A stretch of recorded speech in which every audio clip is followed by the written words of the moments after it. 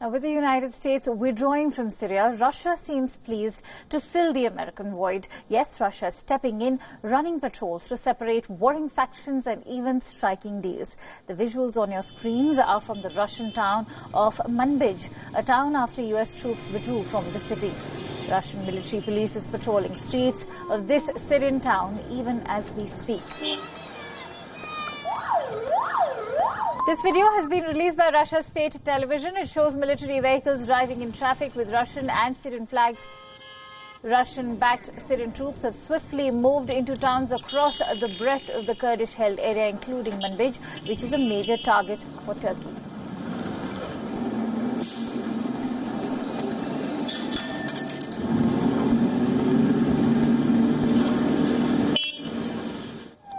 Meanwhile, the U.S. President, while answering a question on Syria, has said that if Russia wants to get involved with Syria, that's really up to them. He says that isn't the United States border and that it does not concern his government anymore. Let's listen into what Donald Trump had to say. If Russia wants to get involved with Syria, that's really up to them. They have a problem with Turkey. They have a problem at a border. It's not our border.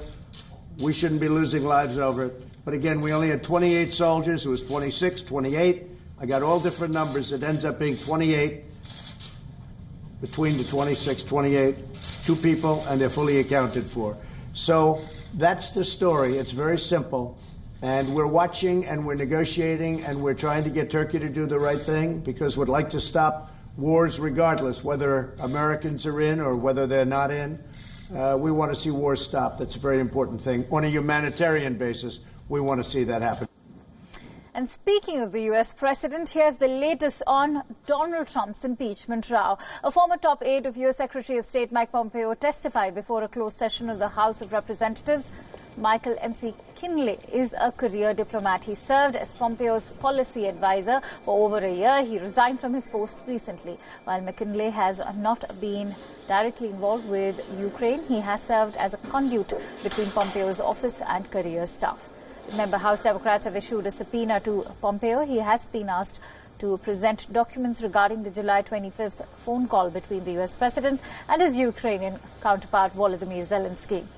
Now, responding to questions on impeachment, Trump said that U.S. will never forget what the Democrats are doing. He also tweeted, and I quote, "Republicans are totally deprived of their rights in this impeachment witch hunt. No lawyers, no questions, no transparency. The good news is that the radical left Dems have no case. It's all based on their fraud and fabrication."